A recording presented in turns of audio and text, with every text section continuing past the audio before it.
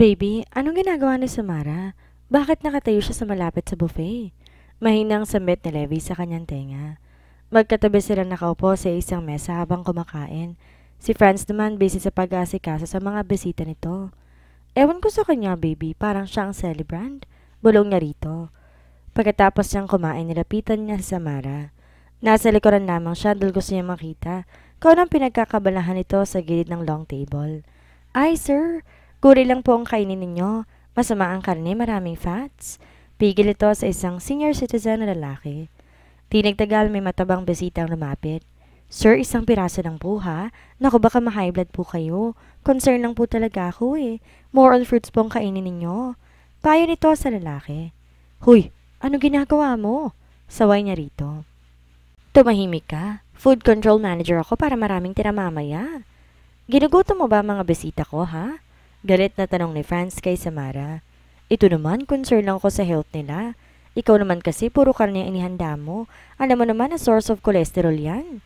Paliwanag ng babae kay Franz. Sigurado ka? Umalis ka nga dyan para kasi raulo. Pagtataboy nito. Tumutulong na nga, nagreklamo pa.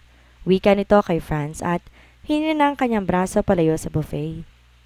Dumayo sila sa sinabing amateur singing contest na nasa sentro ng baryo.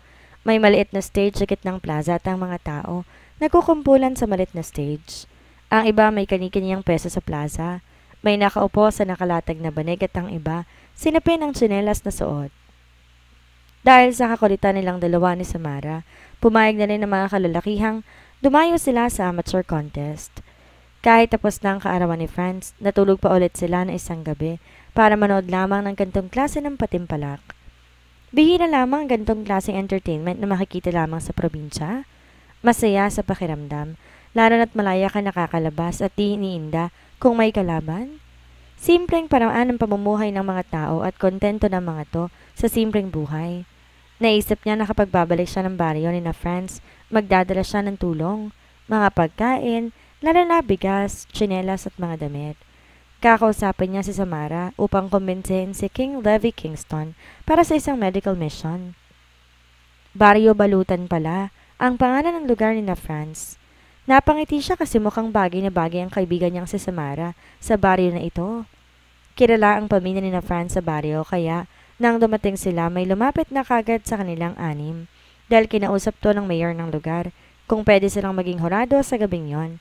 At syempre, sina Uncle Ox, Levi at Franz ang kinuhang horado. Silang tatlo ni na Samara at Belen binigyan ng monoblock chair at pumeso sila sa likuran ng mga lalaki. Ang sabi pa ng mayor kanina, may sayawan daw pagkatapos ng singing contest. Na-curious siya kung paano sayawan sa probinsya. Tumayo siya at pumunta muna saglit sa entablado. Hinanap niya ang kanyang baklang MC at may binulong dito. Pagkatapos itong kausapin, bumalik na siya sa kanyang upuan. May 6 na contestant pala sa singing contest at dahil malapit na ang Pasko, puro Christmas songs ang singing piece ng mga concursante sa gabing iyon. Natahimik ang buong paligid na magsimulang magsalita ang baklang MC. Isa-isa muna nitong pinakilala ang mga judges bago tinawag ang first contestant. In fairness, magaling kumanta, may potensyal ang mga awit. And our last contestant for tonight, isa po siyang dayo galing sa Manila. Oh, palakpakan naman natin. Let us welcome Samara Bright. Nagingay ang paligid at tinatawag ang pangalan ni Samara. Nagulantang si Samara. Napataas ang kilay habang nakatingin sa kanya. Walang iya ka talaga, Valkyrie. Sambit ng babae. Go na! Hoy, huwag mo kaming papahiyain ha. Banta niya rito. Hindi ako marunong kumanta. Gaga? Sambit nito. Basta tumayo ka na. Mag-imbento ka. Sigaw niya. Kakalbuhin kita mamaya. Traidor ka talaga, Kat. Inis nitong sambit ngunit umakyat naman ito sa stage. Biglang naghiyawan ng mga kalalakihan. Sa ganda at kaseksihan ni Samara, bentang-benta to for sure. Miss Samara, tangina, bigay mo nga sa akin yung mic. Hinina nito ang mic mula sa baklang MC. Nagpalakpakan naman ng madla. Pakiplay yung Pasko na namang muli ba yun? Basta yun na yun. Malakas itong sambit ng inuutusan ay ang operator ng sound system. Muling humiyaw ang mga tao na mag-play na ang singing piece ng dalaga. Hoy Katalaya, langya ka talaga. Hoy Franz, wag kang tumawa dyan. Maliit naman yung itlog mo. Hello, Uncle Oxford. Ox Jeller, para sa'yo to. Parang baluto magsalita sa mikropono. Nagsitawa na naman lahat sa malakas na mga salita ni Samara. Dahil sa kakulitan nilang dalawa ni Samara, pumayag na rin ng mga kalalakihan na sumayo sila sa amateur contest. Oh, ito na. Mangangaroling na lang ako kay Uncle Oxford. Sa may bahay, Uncle Oxford, ang mais mo, gustong gusto ko. Kung sakali ako'y perwisyo, pasensya na pagkat ako'y gigil sa'yo. Pasko, Pasko, ang laki ng mais mo, araw-araw laging ika'y minimiti. Pasko, Pasko, sa mais mo'y busog ako, kokin ka ng magahari. Malakas ang tawanan ng mga madlang people sa kinanta niya. Na makita niya si Uncle Ox, pulang-pulang mukha nito, kakatawa kay Samara. Franz, I like this girl. Mukhang mas babata ako pag naging kaibigan ko yan. Narinig niyang sambit ni Uncle Ox kay Franz. Ay nako Uncle, mas lalo ko pong tatanda sa babaeng yan. Wala magandang ambag yan kundi puro konsumisyon sa buhay. Sagot naman ni Franz. Lihim siyang napangiti. Mukhang masaya ang gabi ni Samara at magiging BFF pa nga nito si Uncle Ox. Nang matapos ng performance ng mga singers, tinanghal ng panalo. Ang nanalo na lalaban sa grand finale ng amateur singing contest para sa sunod na araw. Di naman nagtagal, bumukas ang samot-saring ilaw na may iba't ibang kulay. Ang mga tauhan ng mayor ang naglagay ng monoblock chairs na korting bilog kung saan uupo ang mga tao. Tumugtog ang musika. Ang mga tao naman pumunta kagad sa gitna at umindak. Malayo ang gantong senaryo sa kamay nilaan higit sa lahat. Ngayon lang siya nakakita ng gantong klase ng kasiyahan. Namulat siya na tayong aliwan niya lamang ay mga VIP bars na puro mayayaman lang ang nakakasalamuhan niya. But this time it's different. Walang label ang mga taong pa pwedeng pumunta. Hindi siya nangingiwi o nandidire sa mga taong di katulad ng antas niya sa buhay. Siguro nasa dugong Mondragon niya nakuha ang ugaling ganito dahil kung sa ama niya imposible. Her dad, Zachary Johnson? Mabuti na lang di siya nagmana dito. Di nagtagal tumugtog ang isang malamyaw na awitin. May mga magkaparehang pumunta sa gitna. Meron ding mga lalaki naglalakad at naghahanap pa ng makakasayaw. Tuwang-tuwa siya na makitang tumayo si Samara at ito pa mismong humila sa kamay ni Uncle Ox. Kinindatan pa siya ni Samara. Malala na talagang tama sa utak ng babaeng yon. Well, she cannot blame her. He is really manly that even young people would admire him. Di talaga may iwasan na pag isa kang jeller, tiyak habulin ka. Kumbaga sa pagkain isa kang specialty o di kaya bestseller. Si Tiger lang yata ang kilalang jeller na hindi namamansin ng mga babae kahit harap-harapan na tong nilalandi. Well, she's proud of her boy best friend dahil marunong tong magpahalaga sa damdamin ng mga babae. Naging seryoso to na makilala ang Amazon ng Sujelay. Nakita niya naman si Levi kausap ang mayor. Kung sa bagay, kilala ng mayor si Levi dahil isa itong Stanford. May kasama tong matangkad at morenong babae pero maganda. Nasa likod ng mayor at base sa nakalap ng pandinig niya, pinakausapan ng mayor na isayaw ni Levi ang pamangkin nito. Itinaas lang niya ang kanyang kilay na marinig ang bagay na yon. Hi miss, can I have a dance with you? Nang iangat niya ang ulo, nakita niya isang gwapo at matangkad na lalaki. Well, hindi to mukhang probinsyano, mukha tong taga Maynila base sa pananamit nito. Nang tignan si Levi, nasa gitna na to ng plaza, kasayaw na ang pamangkin ng mayor. Sina Belen at Franz naman nauna na rin sa kanya, kaya tumayo siya at tinanggap ang nakalahad na palad ng lalaki. Well, sayaw lang naman. Magbumukha siyang arugante pag hindi pinansin ng lalaki. Pero in fairness, mabango to. Amoy na amoy niyang mamahaling perfume nito. Dayo kayo dito, miss? Yeah. Bisita kami ni na Franz. Ikaw? Ni na Jeller. Nasa kabilang hasyenda kami. In fact, bumisita lang din ako sa parents ko na nandito sa baryo. Taga Maynila rin ako. I see. Kaya pala mukha kang pamilyar. I'm Zoe. Zoe de la Vega? Katalea Mondragon Johnson. Sambit din niya. Oh, I have a business colleague, a Mondragon too. Kilala mo ba si Josh Klein Mondragon? Well, sa kasamaang palad, kapatid ko yon. Anas niya. Excuse me, can I dance with my girl? Madilim na mukha ni Levi ang nakita niya na makaharap ito. Lintik na Levi. Kumagalit para talaga siyang unang lumandi. Sure. Sige. Bye, Kath, and nice to meet you. Sana mabisita ko si Josh. Wika nito bago siya binitawan. Nice to meet you too, De La Vega. Pahabol niyang sambit. Nice to meet you too, ha? At may pabisita pa. Ano yon, Kat? Ano ka ba? Malapit na mag-2025. Dapat friendly tayo. Hoy, galit ka ba? Lintik ka, ah. Ikaw nga una nakipagsayaw kay Goldilocks eh. Sambit niya ng tinutukoy ay ang pamangkin na mayor na naka-braid ng buhok at blonde. I am just being a gentleman, Kat. Pinakausapan ni Mayor. Ikaw, sumama ka talaga dun sa De La Vega na yon? Anito? Well, ano magagawa ko? Gwapo rin naman at mabango pa. Kaya ikaw, Levi, tandaan mo na ang daming mga mais dyan sa tabi-tabi. Iba-iba ang lalaki, hugis at kulay, kaya wag kang kampante dyan sa mais mong kulay brown. Natatawa niyang sambit. Shit, magkaibigan nga talaga kayo ni Samara, no? Pero sarap na sarap ka naman sa brown na mais, no? Biglang nagbagong mood ng binata. Alam niya anong klaseng titig na yon ni Levi. Kapag usapang mais, nagbabago talaga ang mood mo, no? Kilala kita at kung ano yung iniisip mo, Levi. Banta niya rito. Last time, sinira na nito ang kama ni Franz. Baby naman, last day na natin sa baryo, kaya dapat may unforgettable memories tayo. Tsaka mag-asawa na tayo kaya dapat lang palagi natin ginagawa yon, di ba? Manyakis ka talaga? Naglakad sila pabalik sa upuan nila nang bigla. Nagkagulo sa mismong tabi lamang nila. Malayo ang mga bodyguard ng mayor at ang iba naman mga polis nasa gate. Nakita niyang isang lalaki, may hawak na baril, tinutok sa isa pang lalaki. Walang hiya ka? Pati asawa ko? Galit na galit ang mukha nito habang sinisigawan ng lalaki. Ang ibang tao naman hindi napapansin ng dalawa dahil napakaingay ng musika at abala mga to sa pakikipagsayawan. Bro, huminahon ka.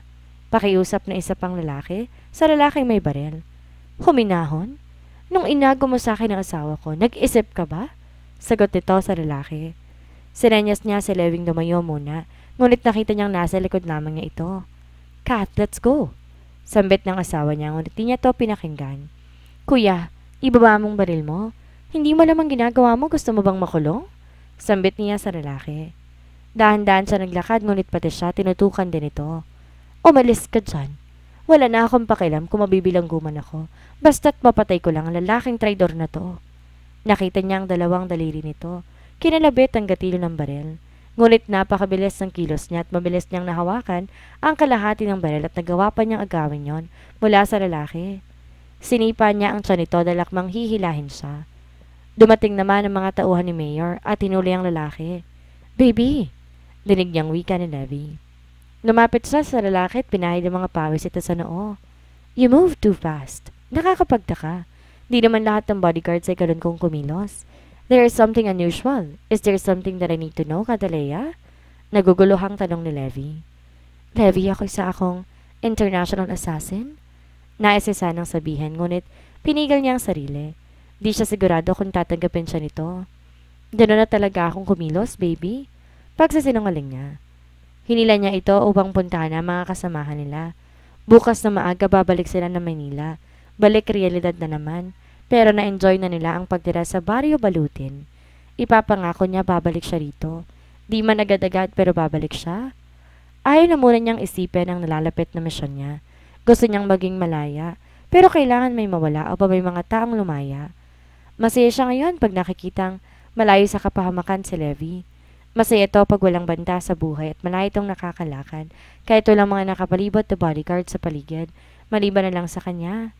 Wala nang ibang mas ikasasaya pa kapag tahimik ang buhay ng isang tao at may peace of mind. Diyos na lamang ang bahala sa kanya. Pinili niya ang gantong klaseng buhay kaya kailangan niyang parindigan kahit sakit pa ang katumbas ng mga ngiti na nakikita niya sa mukha ng taong mahal niya. Kat, gising na. Dinig niyang tawag ni Samara. Nakatulog pala siya sa biyahe galing sa Central Plaza. Anong oras na ba? 11:00 na, tara na. Sigaw nito sa kanya. Tumayo siya at mabilis bumaba sa kotseng minamaneho ni Uncle Ox. Naunang umakyat sa Samara sa kwarto nila, samantalang siya ay pumunta na muna sa kitchen at nagsipilyo. Pumasok din siya sa bathroom na nasa tabi lamang ng kitchen, hinubad ang kanyang mga sablot at nag-warm bath na muna. Nakasuot lamang siya ng towel nang lumabas sa bathroom. Tangina, may nagpatay ng ilaw. Kinuha niyang baril na nakatago sa hawak niyang pantalon at t-shirt na suot niya kanina. Pag ganitong madilim, alerto siya. Muntik na siyang sumigaw ng bigla, may humila sa towel na nakabalot sa katawan niya. Nang makilala niya kung sino yon, nilapag niya ang baril at mga kasuotan niya sa sofa. Levi, ano ba? Sigaw niya nang bigla siya nitong hatakin. Dinala sa labas ng bahay. Pumasok sila sa loob ng kiosk na dikawayan. Gusto ko lang subukan kung matibay ba tong kiosk, baby? Sambit nito. Levi, kakatayin mo ba ako? Ano ka ba? Tanong niya rito nang ipatong siya ng binata sa ibabaw ng mesa di kawayan na hubot-hubad ang katawan. Shh, baby. Huwag kang maingay. Baka marinig nila tayo. Bulong nito at sinimulan na ang pagmasahe sa kanyang dalawang dibdib. Napalinghing siya nang bumaba ang halik nito sa kanyang pagkababae. Damang-dama ng kahubdan niya ang init ng bibig ng binata habang sinasakop siya. Halos mapugto ang kanyang hininga dahil sa alam ng pagromansa nito. Nakita pa niyang mabilis na itong naghubad din at bumatong na rin sa ibabaw niya. Oh my, Levi! Babagsak to, hayop ka. Bumaba ka. Anas siya rito ngunit hindi ito nakinig, bagkos siniil siya ng mapusok na halik sa labi. Shh! Quiet, baby. Please? At ibinaon nito ang mais na handang-handa na. Gumalaw to na mabilisan, tila nakikisabay sa ingay ng mesang kabayan. Nais niyang sumigaw sa tindi ng ligaya nararamdaman, ngunit sa tuwing ibubukan niyang bibig, puspusan siyang hinalikan ng binata. Ungol dito, ungol doon. Mas diniin pa nito ang paggalaw sa kanya hanggang sa nanigas na manghita nito at ramdam niya ang pagtalsik ng katas nila. Bigla silang bumangon ng maramdaman, tumagilid na mesang kawayan. Mabuti nilang nauna silang umalis sa ibabaw bago pa to tuluyang tumagilid. Lagot ka talaga, Levi. Nakasira ka na naman. Shh! Hindi ko nakasalanan kung hindi yan matibay. Aray, ang daming lamok. Sambit niya sabay kamot sa iba't ibang bahagi ng katawan niya. Ang daming ang lamok, baby, kanina pa. Kagi ka talaga. Kaya hapting-hapti ng buo kong katawan. Hiyaw niya dahil ngayon lang nakadama ng kate sa buong katawan. Come on, pumasok na tayo. Sweet dreams, baby. I love you. Seryosong sambit nito. Tila nawala ang kate at hapde sa buo niyang katawan nang marinig ang sinabi ni Levi. Anong nangyari naman dito? Mura ni Samara na makita ang mesa ng kiosk kinabukasan. Maaga silang bumangon at uminom ng kape. Nakasunod naman si Levi at Franz sa likuran nila. Baka naman sira na yan dati pa, tapos ngayon lang bumigay. Aniya. Lihim niyang tinignan si Levi na mabilisang kumindat sa kanya. Imposible. Bago lang to ah. Wait oh, you see? Talagang nabali to eh. Ani Franz na nakita ang nabaling kawayan, kaya ito tumagilid. Baka naman dito natutulog sa ibabaw ang baboy o di kaya ang baka ninyo? Tanong ni Samara. Wala ka talagang matinong isip, no? Baling ni Franz sa kaibigan niya. O di kaya, hindi ko lang maalala na kami ni Uncle Ox ang pumatong sa mesang to. Hala, baka nga no? Kinikilig na sambit ni Samara. Ha? Anong di mo? Kababae mong tao, napakadumi ng bibig mo. Dagdag pa ni Franz. Inggit ka lang, dahil wala naglalaway dyan sa marit mong dwarf sweet corn. Malakas tumawa ang kaibigan niya. Umiling na lamang si Franz dahil kahit ano pang sasabihin niya, hindi rin talaga titigil si Samara. Nakita nilang papalapit si Uncle Ox sa kanila. Hey Uncle, bumisita ka sa akin ha kapag naligaw ka sa Maynila. Nakabuka ka ang hita. I mean, yung pinto ko sa'yo kapag dumayo ka doon. Sure, I will. Alam mo namang aliw na aliw ako sa'yo. Feeling ko nga, nasa 20 lang ang edad ko. Masarap ka palang maging kaibigan? Nakangiting sambit ni Uncle Ox. Uncle, you could stay in my condo kapag pupunta ka sa Manila. Singit naman ni Levi. O sige, may binili rin akong condo sa Makati pero hindi ko pa nabibisita. Wika ni Ox. Ay, ganon? Naku, Uncle, binyagan natin? Ani Samara.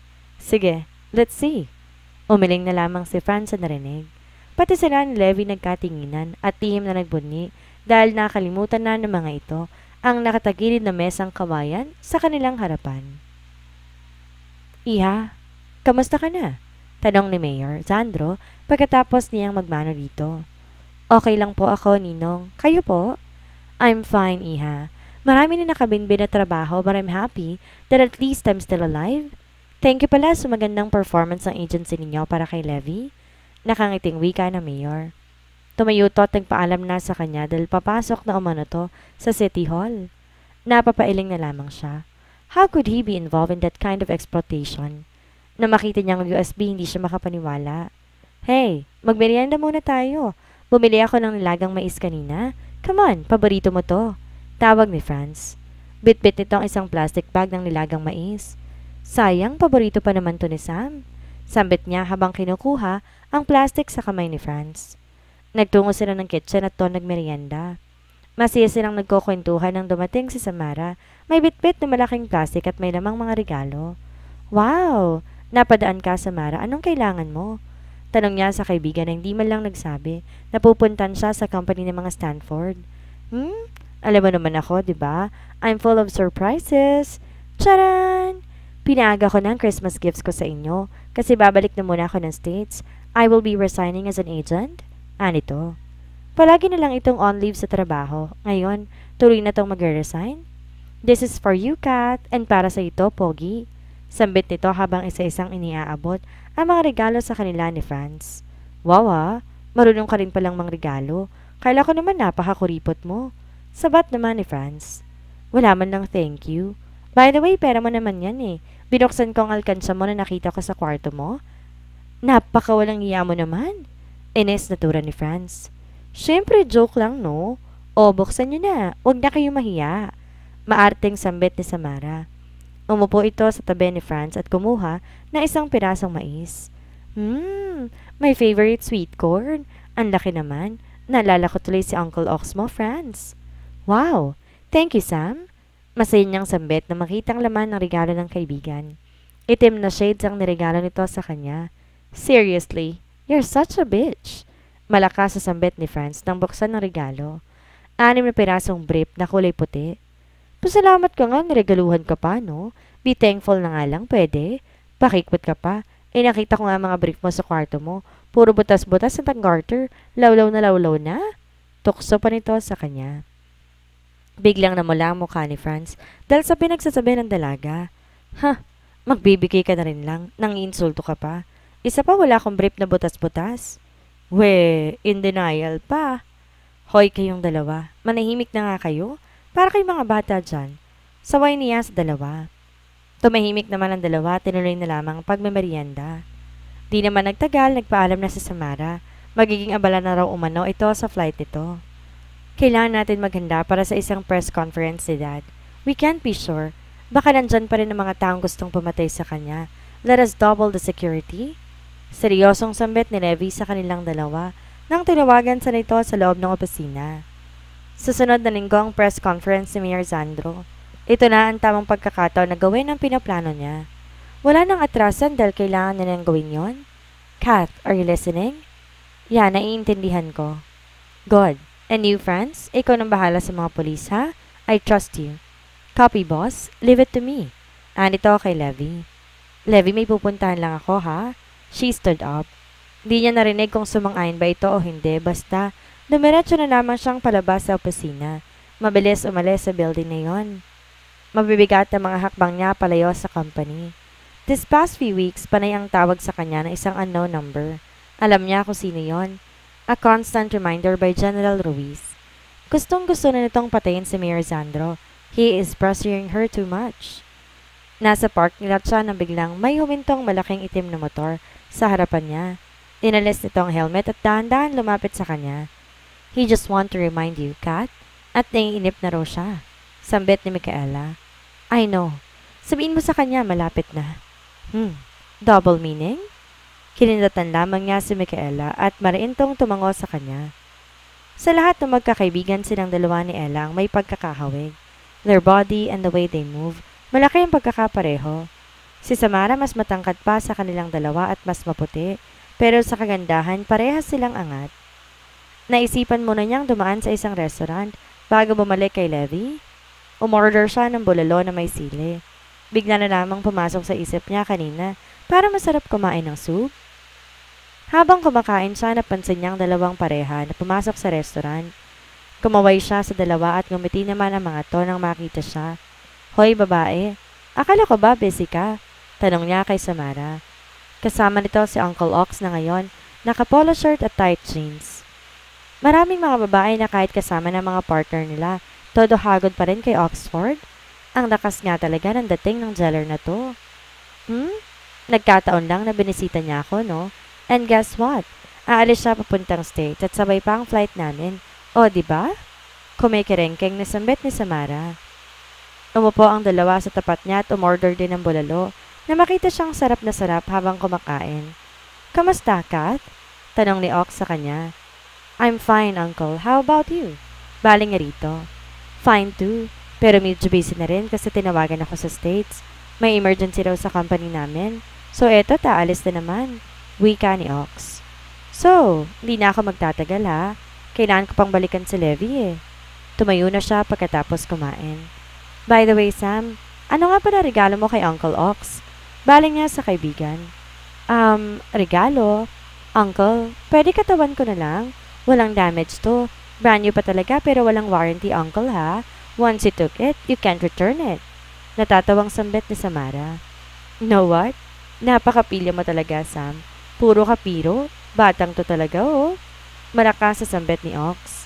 Ay, grabe ka, Uncle. Mukhang to nagbibiro. Napakahina mo naman. Ano niya? O siya, aalis na ako. Ba't ba kasi tinanong ko pa? Bye, Uncle Ox. Sa sunod na harvest ng mais mo, isama mo kami, ha? Pahabol niyang sambit. Ah, sure. Oo naman. Kayo pa, mga palangga ko kayo? Tila teenager na kinilig si Samara.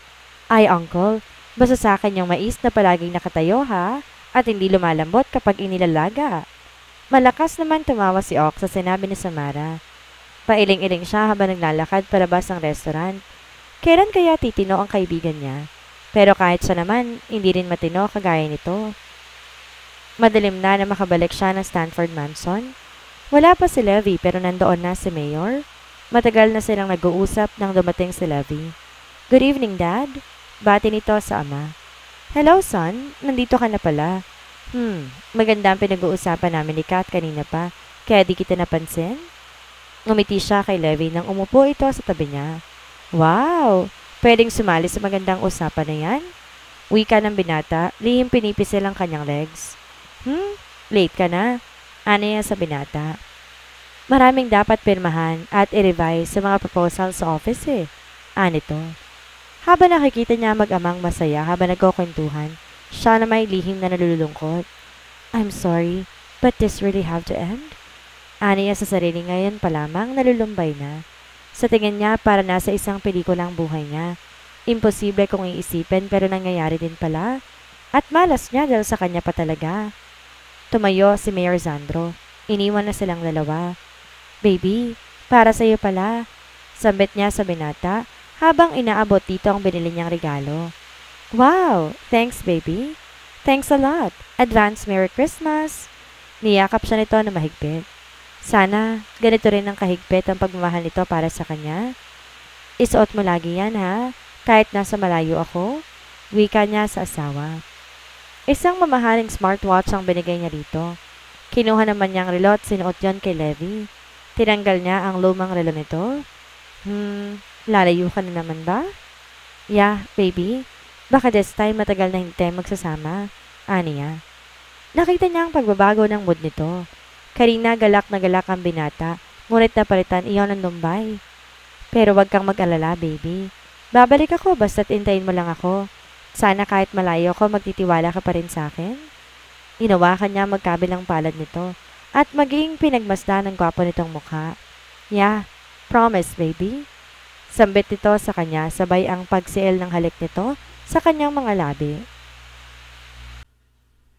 Wow, this is so beautiful, Levi. Sambit niya habang tinititigan ang bracelet na bigay sa kanya ni Levi. Isinuot nito ang bracelet sa kanyang kamay na tila sinukat lang din sa kanya. I want you to keep it, baby. Alam mo bang pamana sa akin yan? It is a personalized bracelet at ang greenstone na yan, limited lamang yan. At ikaw na lamang ang may ganyang bracelet sa buong mundo ngayon. Mahabang salaysay sa kanya ni Levi. Napakaganda at nagustuhan niya talaga ang regalo ng asawa. Ay, nakakatakot namang suotin to. Pwede ba tong isang la kapag nagipit ako? Biro niya. Of course, yes. Kaya lang hindi ata kayang patubusin ng mga pawnshop yan eh. It's worth million of pesos. Seryoso nitong sambit. Pwede bang iba na lang? Wag na to. Baka mamaya may kumenda pa sa akin dahil dyan sa mga regalong yan. No, baby. Regalo ko yan sa'yo. Ingatan mo mga jade stones, ha? Ipapamana mo rin yan someday sa mga anak natin. Ano to? Hmm? Na-surprise tuloy ako. Pero mas gusto ko yatang pakinggan yung sinabi mong, mga anak? Sambit niya dahil sa sinabi nito. Napangiti lamang si Levi dahil sa sinabi niya. Why? Ayaw mo ba? Of course, bet na bet ko yun. Excited na nga ako eh. Masaya niyang wika. Pati to, excited na rin oh.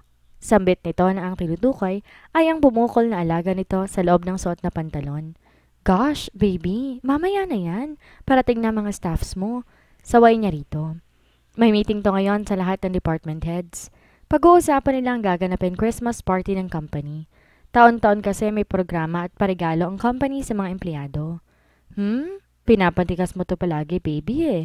Malambing na sambit ni Levi. Kumapit to sa kanya, tinapit ang bewang niya. Hahalikan sana siya nito nang biglang may kumatok sa pinto. Boss, everybody's waiting for you at the conference office. Wika ng sekretary ni Levi. Ah, okay. Thanks. I'll be there in a while. Sagot ni Levi na hindi na naituloy ang halik nito sa kanya. Palitan mo na kaya yung sekretarya mo? Seryoso niyang sambit pero nagbibiro lang naman siya. Palaging wrong timing, no? Natatawang sambit ng asawa niya. Well, I need to go now, my beautiful wife. Tumango lamang siya habang nakatingin sa lalaking umalis sa loob ng opisina. Well, he is the only man he wants to be with until she dies. Hindi niya alam ngunit ganun talaga ang paniniwala niya. Nagmula nang mamulat siya, si Levi na lamang ang palaging nasa isip niya. Parang ginayuma siya nito dahil walang ibang lalaki nakakapagparamdam sa kanya ng ganto kundi siya lamang. May mga gwapa naman siyang hinahangaan pero hanggang paghanga lamang. Napatili siya nang marinig ang biglang pagsara ng pinto sa comfort room sa loob ng opisina. Napa-sign of the cross siya nang wala sa oras. Naku, wag po kayo mag-alala. Aalagaan ko pang bracelet na to, lalong-lalo na ang mga berdeng bato nito. Pakiusap po. Sambit niya sa inaakalang mga dating may-ari ng bracelet na dumadalo sa kanya. Hindi ko po ito isasangla, promise. Pero kung gusto niyo po, may porsyento po kayo. Nataranta siyang tumayo at mabilis na naglakad palabas ng opisina ni Levi. Nakita niya nakaupo si Franz sa labas ng conference room. Panay ang kalikot nito sa cellphone habang ang noo nakakunot. Hey, ano bang problema mo at parang nalugi ang kumpanya mo? Sambit niya sa lalaki. Wala. Gusto ko sana i-uninstall tong Facebook ko. Sambit nito. Bakit naman? Yan ang alang pinagkakaabalahan mo ng tingnan, diba? Maliban sa akin, marami ring magaganda dyan. Anya rito. Basta, ayoko na. Akin na nga. Kulang na lang sirain mo ng kawawang cellphone na to.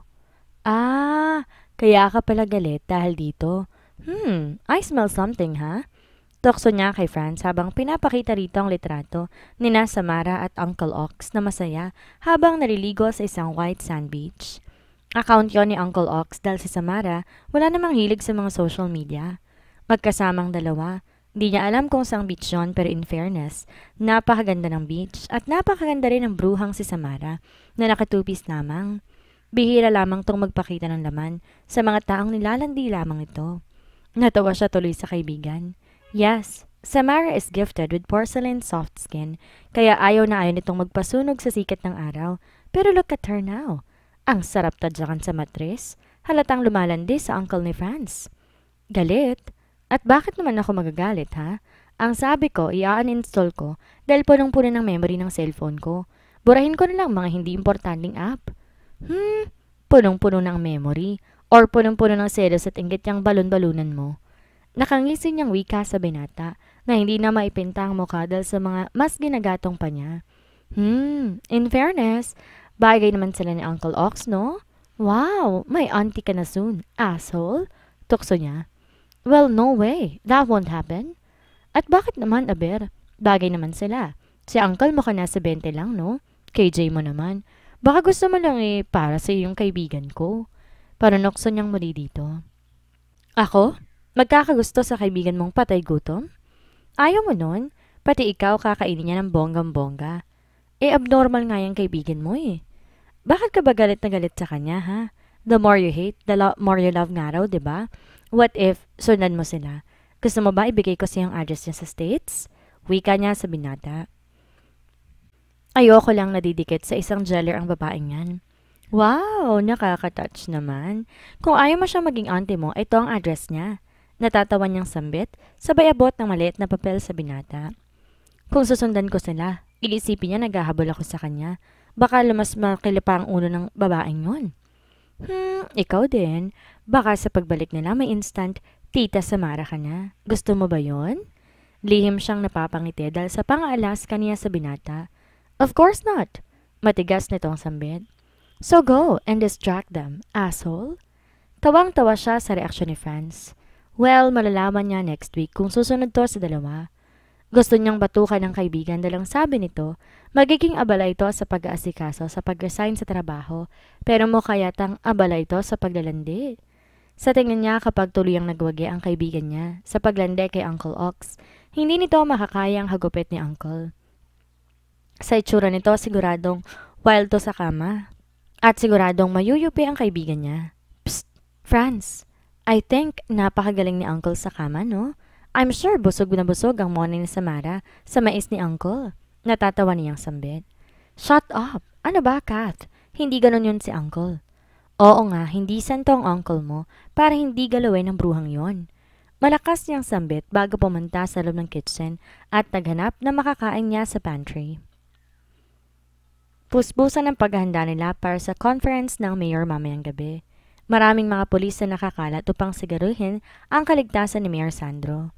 Maraming mga press ang pupunta at magbabato ng ilang katanungan dito ukol sa kalusugan at sa kaso ng muntikang pagpatay dito noong kaarawan nito. Are you okay? Tanong ni Franz sa kanya. Sinapo nito ang kanyang noo.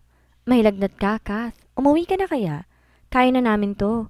Nag-aalalang sambit nito sa kanya. Hell yeah! Mataas talaga ang lagnat niya at sa tingin niya hilong-hilo na siya. What's wrong, Valkyrie? Dinig niyang tanong ni Levi. Siguro napansin nito ang pagiging matamlay niya at ang pagdampi ng palad ni Franz sa noo niya.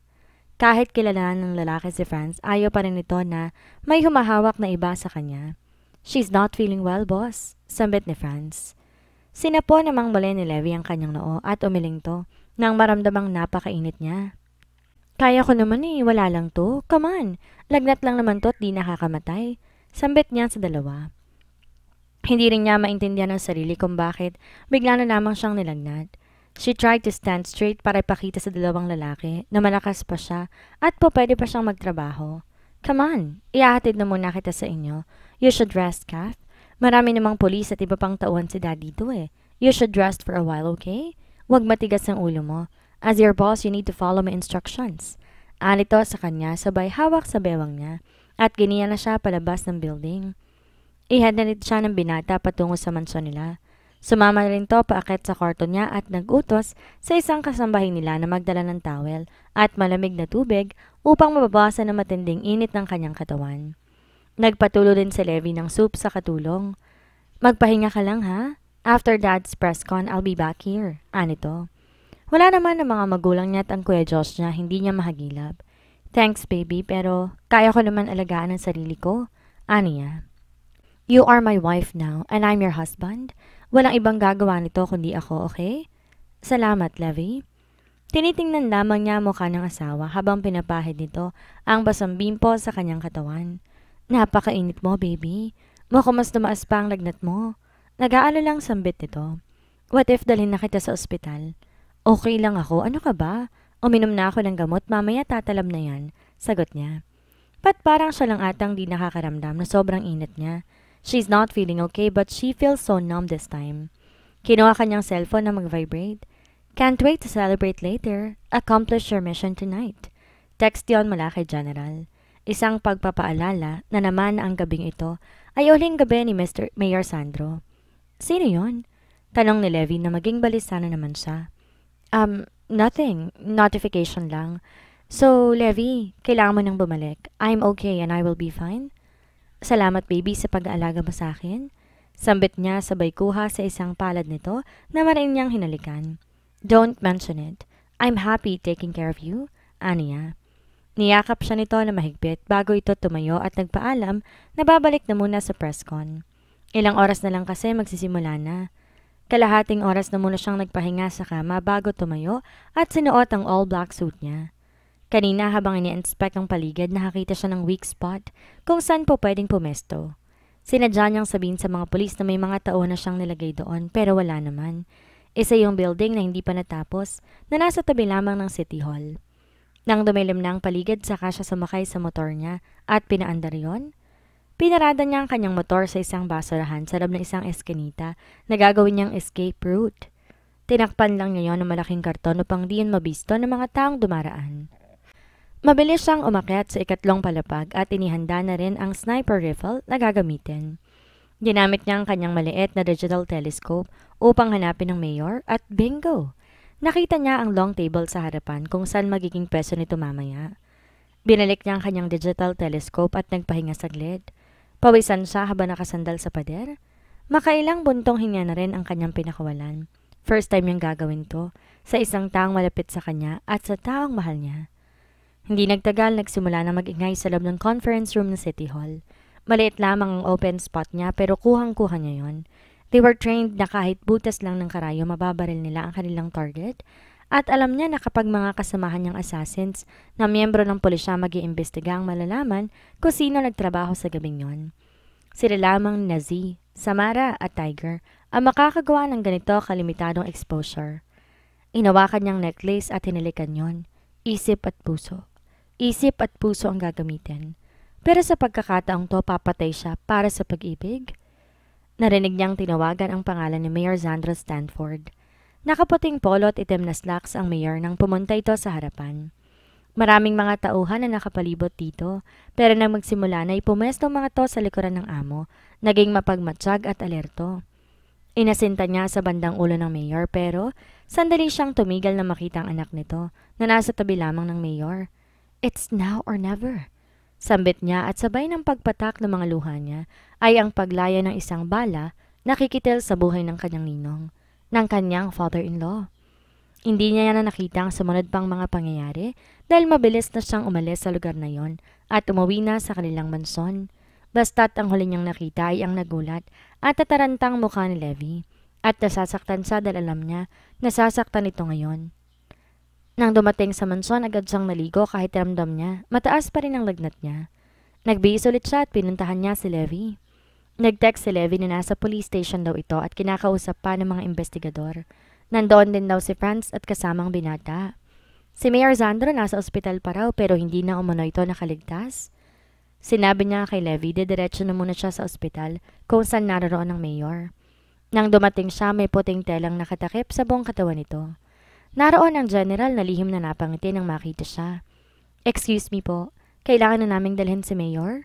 May lumapit na apat na matatangkad na lalaki at kinuha ng katawan ng mayor. His son already signed for his cremation. Ganon din ang utos ni mayor kung sakaling mamamatay siya.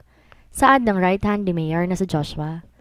Sinundan na lamang niya ng tingin ng mga kalalakihan na naglalakad palayo dala-dala si Mayor Zandro. Yes, hello? Sambit niya nang may unknown number ang tumawag sa cellphone niya. Alam naman niya kung sino yon. Well, you never disappoint me. Ang galing mo, Johnson. Dinig niya ang halakak nito sa kabilang linya. Naglakad siya patungo sa labas ng parking area habang kinakausap ang general. Remember our deal, General. Sambit niya rito. Madali akong kausap, Johnson. Malaya ng kaibigan mo simula ngayon. At pangakong hindi na madadami ang anak niya dahil bayad na sila sa pagkakautang nila sa gobyerno. You just saved hundreds of female victims from his hands and you should feel proud about it. Puro kasatsat, General. A deal is a deal, basta tumapad ka lang sa pinag-usapan natin. Sambit niya at mabilis nang binaba ang cellphone niya. Mabilis siyang sumakay sa kanyang kotse. Bumiyahe patungo sa police station. Niyakap siyang bigla ni Levi nang dumating siya. Ngayon lamang niya to nakitang napakalungkot ng muka, lalo na ng mga mata nito. Paano nga ba niya tutulungan ng asawa kung siya mismo ang sumira sa buhay nito? Paano pa siya makakatitig ng diretso sa mga mata nito, lalo na't puro pasakit lamang ang nakikita niya rito? Baby, please wag kang umalis sa tabi ko. I want you here beside me. Kailangan kita, baby. Mahina at mahina ang sambit ng asawa. Nakita niya ang gulat na mukha ni Franz sa narinig. Ngunit tila walang pakialam ang binata kahit na may makarinig man sa kanila sa mga oras na to. Tumayo siya at kumapit sa bewang ng asawa. Pumanhik na sila sa kotse niya. Minaneho niya ito patungo sa Stanford Mansion. Ayoko makita si Dad ng ganong ayos, baby. Hindi ko nga siya sinilip man lang. Ayoko na nasa ganong ayos ko siya maaalala. I just signed the crematory certificate immediately. I don't want to see him miserable. I promise. Hindi ako titigil hanggat hindi ko malalaman kung sinong pumatay kay Dad. That murderer should rot in jail. Magkahalong pigkati at galit ang nararamdaman niya sa boses ni Levy. Mabuti na lamang at hindi na nito sinilip ang mayor. Shh, baby. Magpahinga ka na muna, please. Aniya sa binata. Humiga siya sa tabi ng asawa. Niyakap to na mahigpit. Everything will be okay, Levy. I promise you that. Trust me, baby. Aniya sa lalaking nakatulog na habang yakap-yakap siya. Namapansing nakatulog ng asawa, lumabas na siya ng kwarto upang makasagap na sariwang hangin sa labas ng mansyon. Napakabigat ng kanyang nararamdaman sa oras na to. Naaawa siya sa asawa niya. Hindi siya sanay sa kalungkutang nakikita sa mukha nito. Nakita niya nakatayo si Franz at may kausap to sa cellphone. Na makita siya, bigla to nagpaalam at naglakad patungo sa kinaroroonan niya. Kamusta? Nilalagnat ka pa ba? Umiling siya pero bigla na lamang siyang napaupo dahil bigla siyang nahilo. Kath, what's wrong? Hey! Tawag nito bago biglang nagdilim ang kanyang paligid at wala na siyang alam sa mga sumunod pang nangyari. Normal lang ang mahilo at lagnat na nararamdaman mo, Miss Kath. Nakangiting sambit na magandang doktora sa kanya, si Doktora Dean. Isa ito sa naging past girlfriend ng Kuya Josh Klein niya. Sandali silang nagkatitigan ni Franz na nandoon din sa loob ng kwarto ng ospital. You are 6 weeks pregnant. Dagdag pa nito. Oh my, Kath, si boss ba ang... Hindi ba kapaniwalang sambit ni Franz? Ipapadala ko na lang sa nurse ang reseta ng vitamins mo ha? Excuse me. Pamamaalam ng doktora. No, Franz. Si Uncle Ox ang ama. Sinubukan niya magbiro sa binata, ngunit napailing lamang ito. I'm serious, Kath. Hey, asshole, please. Promise me not to tell him, okay? Sasabihin ko naman sa kanya pero not now. Promise me, okay? Sige, I promise. Promise mo yan, ha? Don't worry. Tutulungan kita kapag gusto mo sa Samara. Tinaasan pa niya to ng kilay. Ay talaga? Thank you na lang. Siya ang huling babaeng liligawan ko. O kahit na nga gumuho pang mundo, pipiliin ko na lang mamatay kaysa makasamang babaeng yon. Seryosong sambit nito. Well, okay. Kung ayaw mo, edi wag. Di naman nagtagal, piniyagan na siyang umalis ng doktora. Nagbigay muna ito ng reseta sa kanya at para sa baby na nasa sinapupunan niya. Inatid naman siya ni Franz papunta sa mansyon nila. Masaya siya sa kanyang narinig. Well, everything is a blessing. Pero walang makakaalam na magkakaanak siya, lalo na ang pamilya niya at pamilya Stanford. Hindi niya alam ang susunod na mangyayari. Baka sa susunod na araw kamumuhian na siya ni Levy at ng kanyang ama. Nagdesisyon siya na itatago niya sa lahat na buntis siya. Sa abroad siya manganganak. Hihingi siya ng tulong sa kanyang mga kaibigan. Kung secret marriage ang ibibigay sa kanya ni Levy, tatapatin niya ito na isa pang sekreto na hindi nito malalaman kailanman. Binuksan niya ang flat screen TV. Sandaling nakinig ng latest news. Lahat ng news headline ng balita ng tungkol kay Mayor Sandro. Hanggang ngayon nag-iimbestiga pa rin ng SOCO. May mga nag-volunteer na rin na mag-iimbestiga ng kaso mula sa foreign countries na pamilya ni Levy. Ang mga Stanford, half American, at ang mga pamilya ni Mayor ay mga tanyag na investigador sa kanilang lugar. Kinuha niya ang kanyang cellphone at tinawagan ang kaibigan na si Tiger Jeller. All set. Don't worry, Kath. Sambit nito. Nagpaalam siya sa kaibigan. Kahit kailan talagang maaasahan ng mga kaibigan niya, maliban na lamang kay Samara na hindi niya mahanap sa oras na to. Pero alam niya, babalik ang kaibigan niya para lang tulungan siya.